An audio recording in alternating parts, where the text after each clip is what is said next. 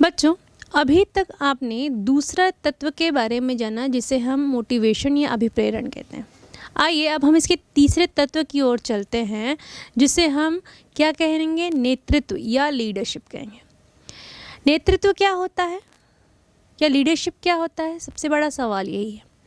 ऐसे कौन से गुण होते हैं जो एक व्यक्ति को लीडर बनाते हैं?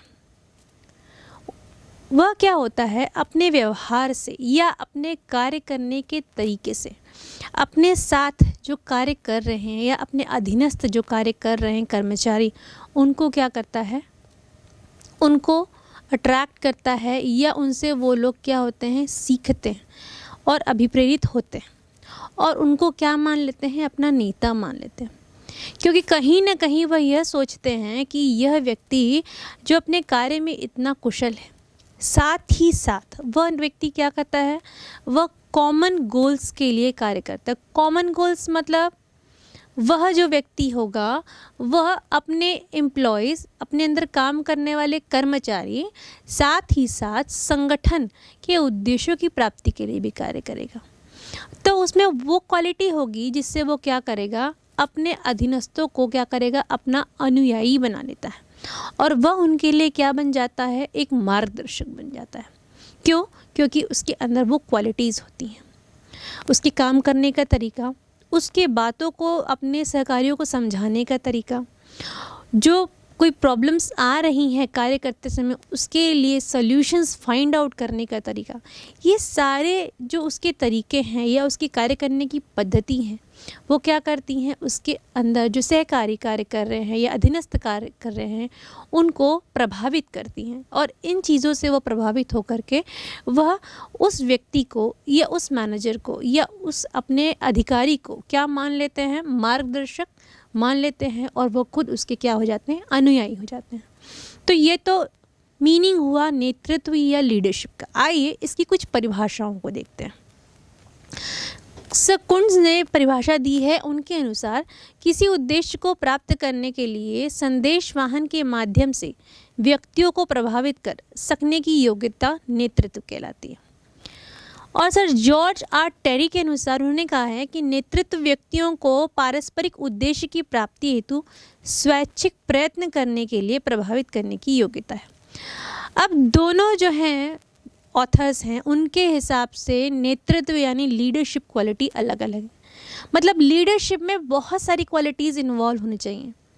वो कॉमन गोल्स के लिए भी काम करना चाहिए, दूसरा वो एक अच्छा संदेश वाहक भी होना चाहिए, इसके अलावा उसकी जो पर्सनालिटी होनी चाहिए या जो उसका व्यक्तित्व होना चाहिए इतना इम्प्रेसिव होना चाहिए, अपना अच्छा छाप छोड़ना चाहिए कि लोग उससे प्रभावित हो सकें।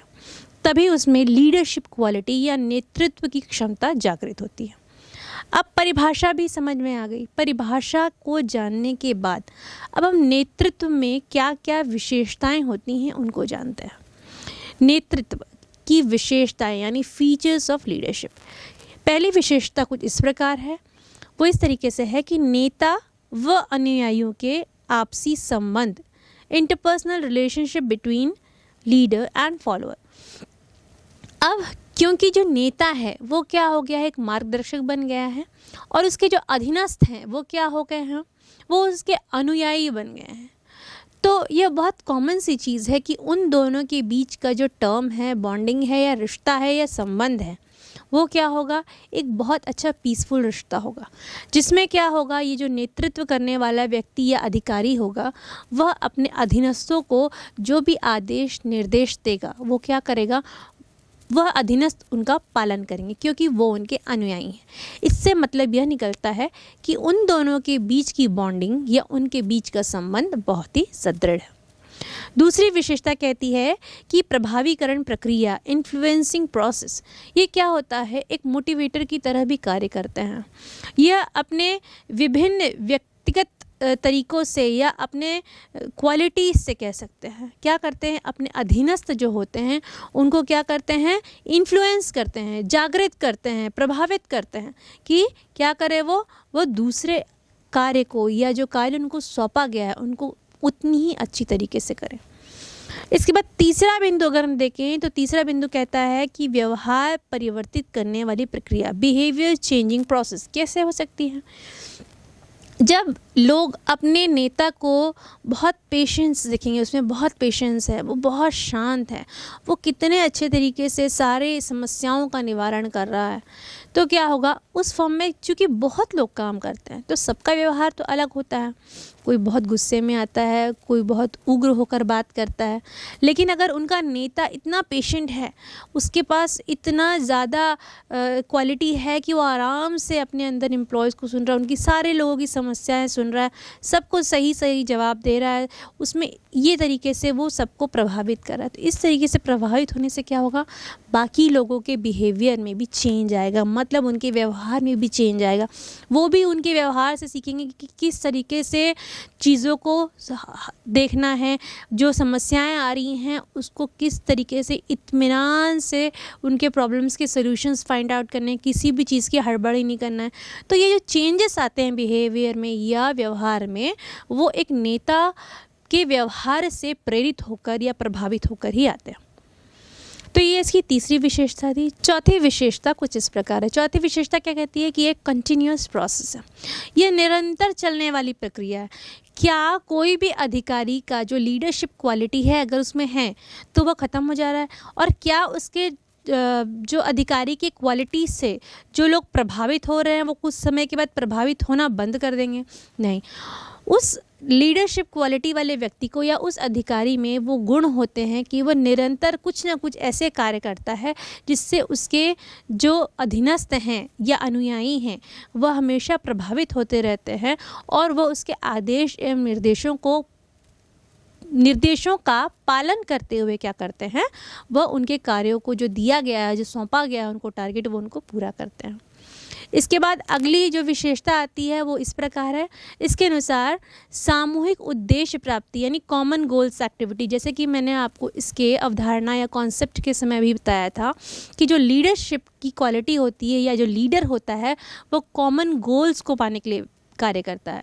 वह न कि केवल व्यक्तिगत गोल्स को पाएगा, व्यक्तिगत ऑब्जेक्टिव्स को फुलफिल करेगा, एक व्यक्ति या व्यक्तियों के समूह या एम्प्लॉयज़ की जो इच्छा है उनको पूरी करने की कोशिश करेगा, साथ ही साथ वो संगठन के ऑब्जेक्टिव या उद्देश्य की प्राप्ति की ओर भी कार्य करेगा। तो इस तरीके से जो लीडरशिप होती है या लीडर होता है वो कॉमन गोल्स के लिए कार्य करता है। इसके बाद जो अगली विशेषता आती है वो कुछ इस प्रकार है कि परिस्थितियों से संबंधित, रिलेटेड टू सिचुएशंस। अब जो नेतृत्व वाला भाग है या जो लीडर है वो क्या करेगा, जो विभिन्न परिस्थितियां आती हैं उन परिस्थितियों को किस तरीके से देखना है, उन परिस्थितियों से किस तरीके से बाहर निकलना है, उन परिस्थितियों में किस तरीके से अपने अनुयायियों को उन चेंजेस जो आ रहे हैं उनको उन चेंजेस को सीखना है, ये सारी चीज़ें उनकी एक्टिविटीज़ से वो सिखाते हैं। वो अपने सारी क्वालिटीज़ से क्या करते हैं, उन अपने अनुयायियों को परिस्थितियों से जूझना सिखाते हैं।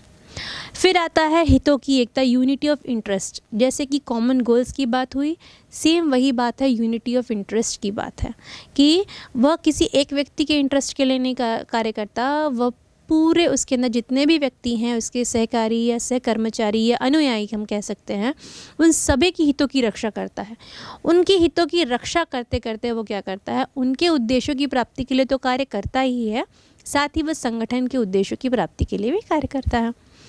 अगला हम चले तो उसकी विशेषता इस प्रकार है कि आदर्श आचरण, आइडल कंडक्ट। अब उसका आचरण कैसा होगा, आइडल, उसमें पेशेंस होगा, ठीक है, उसको लोगों से बात करने का तरीका आता है, उसमें लोगों को सुनने या उस लोगों की समस्याओं के निवारण करने की जो क्वालिटीज़ हैं वो है, वह लोगों से किस तरीके से व्यवहार करता है, ऊंच नीच का भेदभाव नहीं करता। इन सारे तरीकों के व्यवहार से उसका कंडक्ट या उसका आचरण समझ में आता है।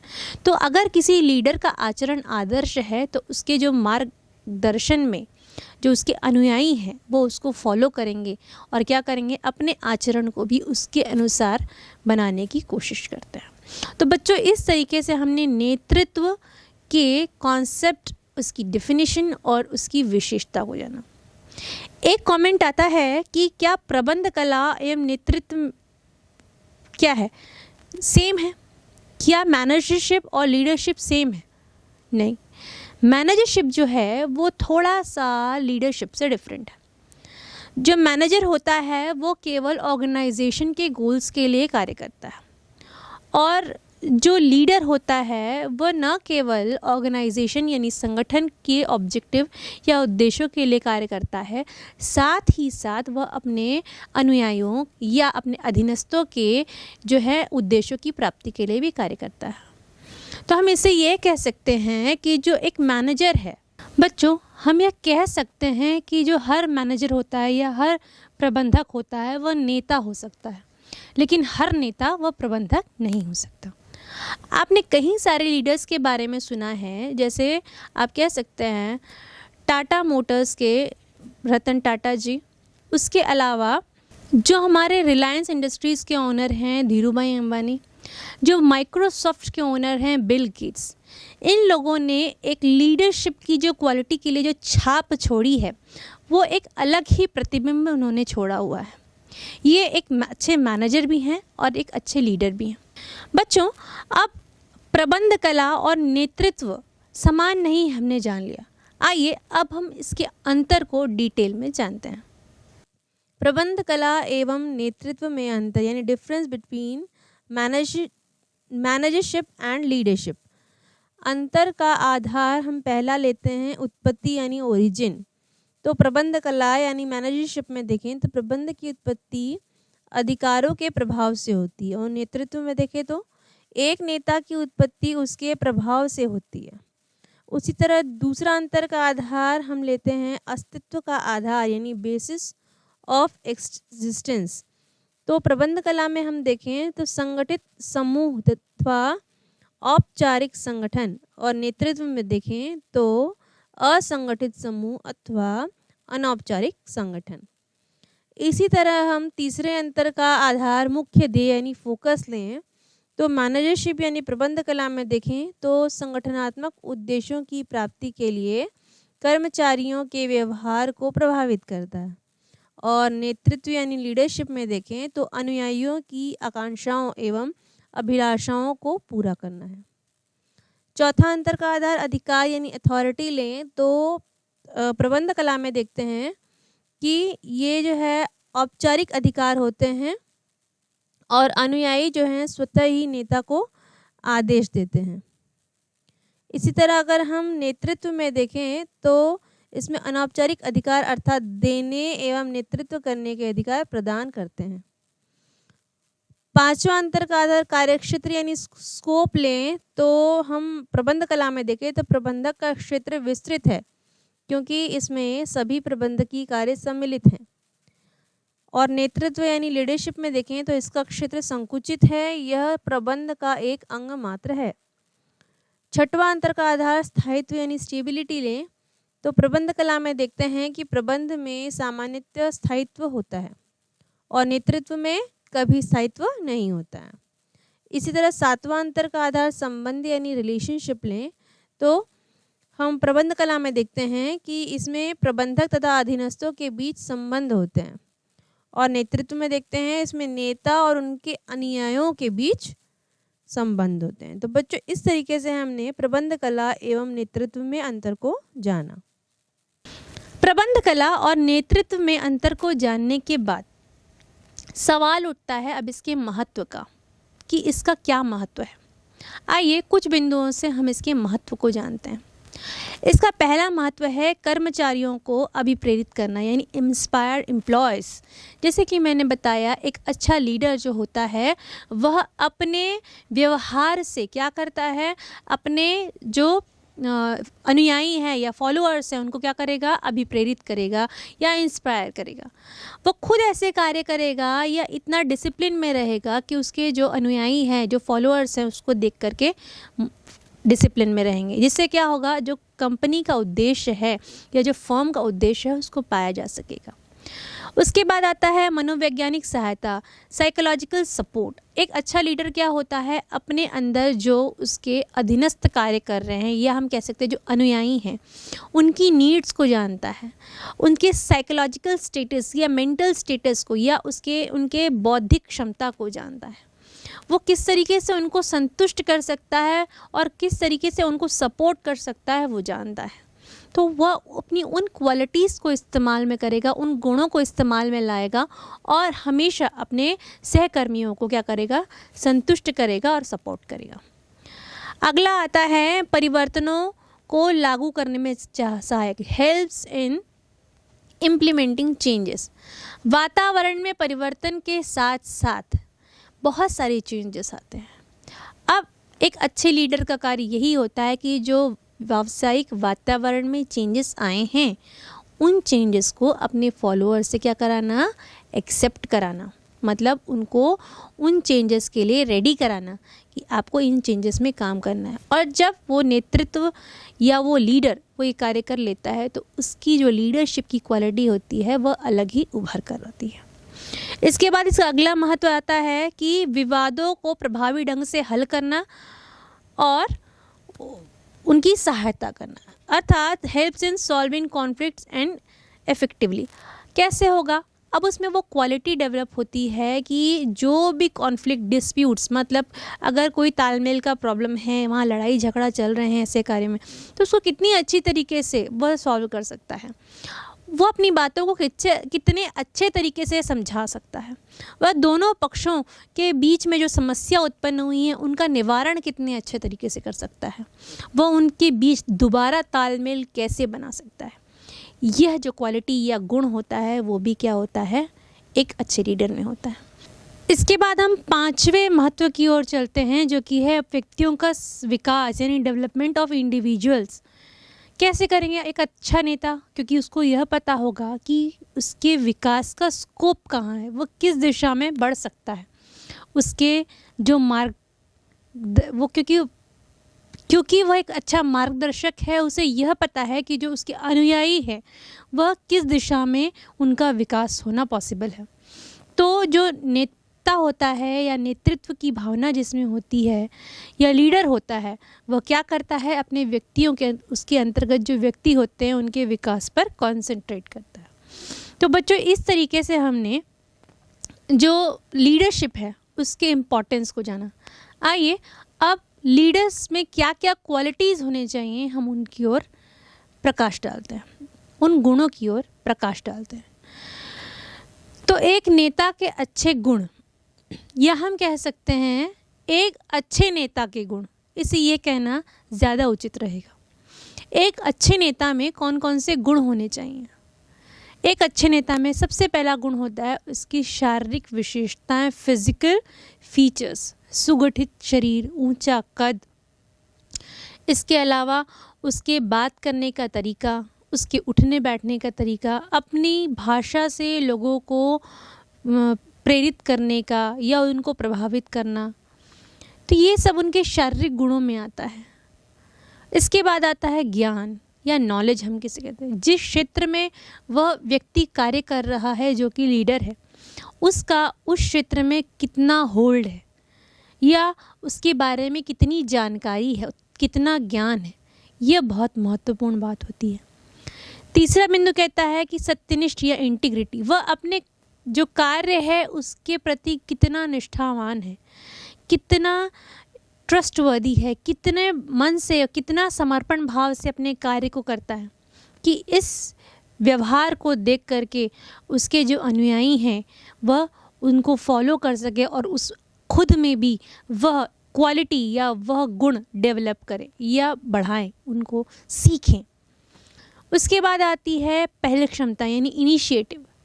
जो भी अपॉर्चुनिटीज़ मिल रही हैं उसको ग्रैब करना, मतलब जब भी उनको ऐसा लगता है कि यहाँ पे हम कुछ नया कर सकते हैं, तुरंत उस कार्य को नए तरीके से करना और उसमें उस कार्य को कितने अच्छे ढंग से करना।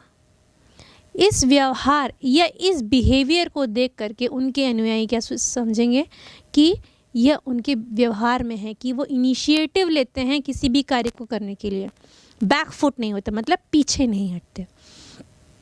फिर आती है बात संदेशवाहन योग्यता, कम्युनिकेशन स्किल की। एक अच्छे नेता को उसमें जो क्वालिटी होती है कम्युनिकेशन की या संदेशवाहन की, सबसे इम्पॉर्टेंट भाग होता है कि उसका जो कम्युनिकेशन स्किल है वो बेहतरीन होना चाहिए।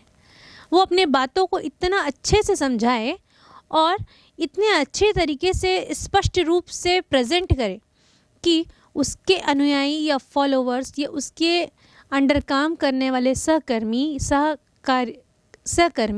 उसकी बातों को माने, उसके द्वारा कही गई चीज़ों को समझे और संगठन के उद्देश्य की ओर कार्य करें। उसके बाद आता है अभिप्रेरण की कुशलता यानी मोटिवेशन स्किल्स।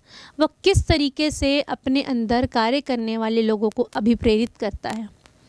वह कैसे जान जाता है कि उसके अंदर कार्य करने वाले व्यक्ति किस तरीके के जो प्रेरणा लेकर के अभिप्रेरित होंगे। उनको मॉनेटरी बेनिफिट्स दिए जाएं या नॉन मॉनेटरी बेनिफिट से वो मोटिवेट होंगे, ये जानना भी एक अच्छे लीडर का कार्य है। उसके बाद आता है आत्मविश्वास यानी सेल्फ कॉन्फिडेंस। दूसरे को प्रेरित करने से पहले सबसे बड़ी बात होती है कि वह व्यक्ति जब दूसरे को प्रभावित कर रहा है उसमें खुद में उसका कॉन्फिडेंस हाई होना चाहिए या ऊंचा होना चाहिए। वह जब बात कर रहा है उसमें उसका कॉन्फिडेंस या उसकी जो आत्मविश्वास है वो झलकना चाहिए कि मैं जो कह रहा हूँ वो सही है, मैं जो कार्य करके दिखा रहा हूँ वो इसी तरीके से होना चाहिए।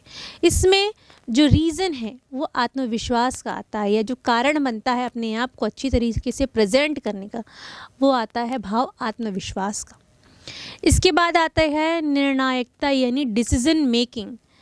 अब एक अच्छे नेता को सही समय पर सही निर्णय लेने का तौर तरीका और क्या डिसीज़न लेना चाहिए वो निर्णय क्षमता विकसित होनी चाहिए। उसमें उसके बिहेवियर में होना चाहिए कि अगर कोई समस्या आई है तो उसके लिए क्या डिसीज़न होना चाहिए, या कोई प्रॉब्लम ऑकर हुई है तो उसके सॉल्यूशंस क्या हो सकते हैं। ये डिसीज़न लेना डिसीज़न मेकिंग क्वालिटी में आता है। और उसके बाद आता है सामाजिक होना, सोशल स्किल।